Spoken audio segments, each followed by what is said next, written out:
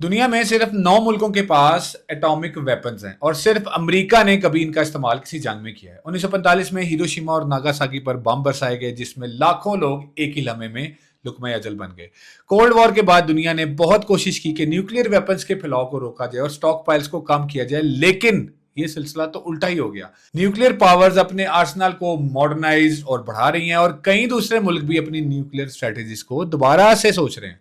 लगता यूं है कि दुनिया अब रीन्यूक्लियराइज हो रही है, लेकिन असल सवाल यह है कि कौन से मुल्क न्यूक्लियर वेपन्स रख सकते हैं, कोई मुल्क एटॉमिक हथियार क्यों चाहेगा या नहीं चाहेगा, और क्या ये ग्लोबल न्यूक्लियर ऑर्डर अब सच में खतरे में है। इस ग्लोबल न्यूक्लियर ऑर्डर को समझने के लिए चलिए वापस अक्टूबर 1962 में चलते हैं। क्यूबा पूरी दुनिया का मरकज बन गया था। कोल्ड वॉर की सबसे टेंस दौर में अमेरिका स्पाई प्लेन्स ने शॉकिंग खबर दी कि सोवियत यूनियन यानी कि रशिया क्यूबा में न्यूक्लियर मिसाइल लॉन्च साइट्स बना रहा है।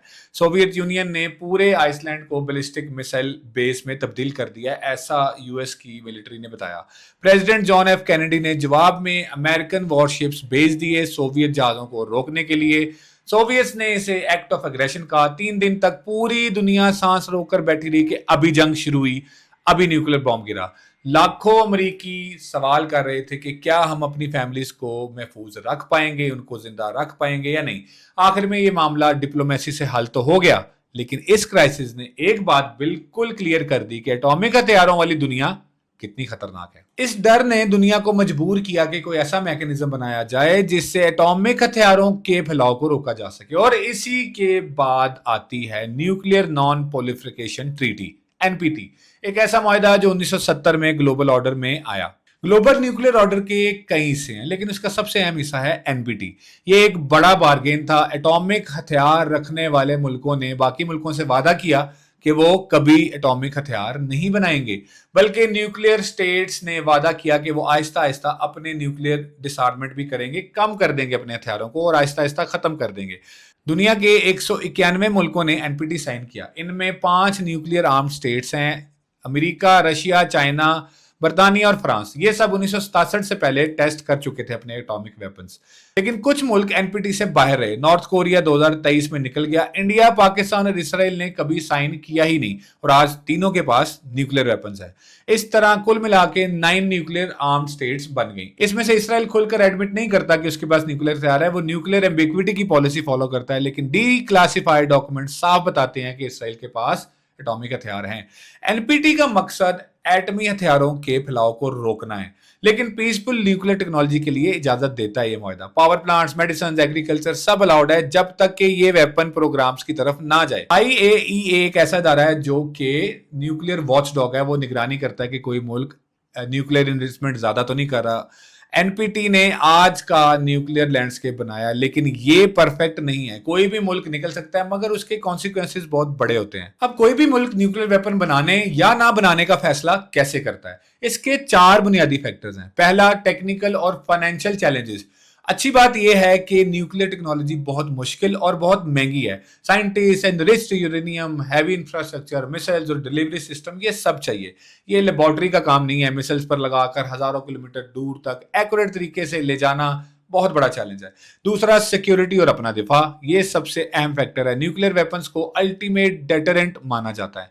म्यूचुअली एश्योर्ड डिस्ट्रक्शन यानी कि मैड एक थ्योरी है जिसका मतलब यह है कि अगर दोनों तरफ एटॉमिक वेपन्स हैं तो कोई भी पहले हमला नहीं करेगा, क्योंकि अपनी तबाही भी पक्की हो जाती है। इंडिया और पाकिस्तान इसकी सबसे बड़ी मिसाल हैं। ये दोनों न्यूक्लियर आर्म्ड राइवल्स हैं। मई 2025 में इनके दरमियान एक बड़ा क्लैश हुआ था, आप जानते हैं। एस्केलेशन भी हो गई थी। पूरी दुनिया की नजरें इन दोनों न्यूक्लियर पावर्स के कॉन्फ्लिक्ट पर थी।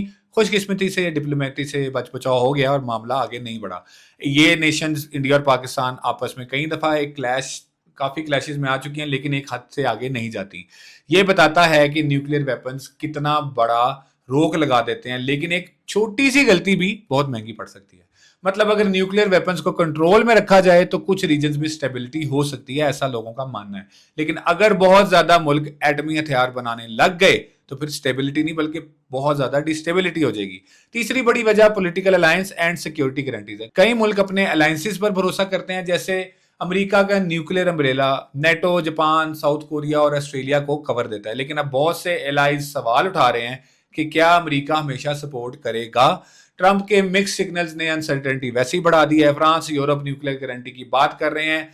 यूके ने अपनी न्यूक्लियर कैपेबिलिटी बढ़ाने का प्लान अनाउंस कर दिया है। चौथी बड़ी वजह पावरफुल कंट्री होने का status. Nuclear weapon great power का स्टेटस भी देता है, लेकिन इसकी कीमत भी बहुत बड़ी चुकानी पड़ती है। एनपीटी तोड़ने पर काफी ज्यादा हैवी सैंक्शंस और इंटरनेशनल आइसोलेशन हो जाता है। नॉर्थ कोरिया इसकी एक बहुत बड़ी मिसाल है, जो 2003 में निकला था और उसके बाद उसकी काफी ज्यादा उसके ऊपर सैंक्शंस लगा दी गई। पाकिस्तान ने भी जब न्यूक्लियर टेस्ट किए थे तो उस पर भी बहुत ज्यादा पाबंदियां लगी थी, जिसके बाद काफी ज्यादा फाइनेंशियल क्राइसिस से गुजरा था पाकिस्तान। अब आते हैं सबसे कॉम्प्लिकेटेड केस पर, ईरान। ईरान एनपीटी मेंबर है। आईएई के मुताबिक कोई कंफर्म सीक्रेट वेपन प्रोग्राम नहीं मिला, फिर भी उसकी एक्टिविटीज ने दुनिया में काफी ज्यादा शक बढ़ा दिया है और उसका न्यूक्लियर प्रोग्राम पीसफुल है या नहीं है, इसके ऊपर काफी ज्यादा सवाल उठाए जाते हैं। 2015 की जो डील हुई थी ओबामा एडमिनिस्ट्रेशन की ईरान के साथ, वो एक ब्रेक थ्रू था, लेकिन ट्रंप ने 2018 में इसको तोड़ दिया। ईरान ने फिर यूरेनियम एनरिचमेंट बढ़ा दी और अब 60% तक पहुंच चुका है।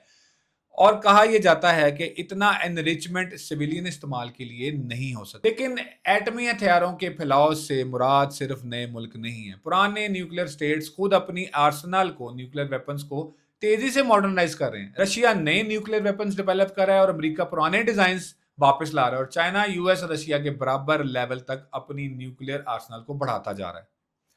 असल सवाल यह है कि क्या ये जंग ईरान को न्यूक्लियर वेपन्स बनाने से रोक सकेगी, या इसके बरक्स ईरान को और कई दूसरे मुल्कों को डेटरेंस के तौर पर न्यूक्लियर वेपन्स की तरफ धकेल देगी।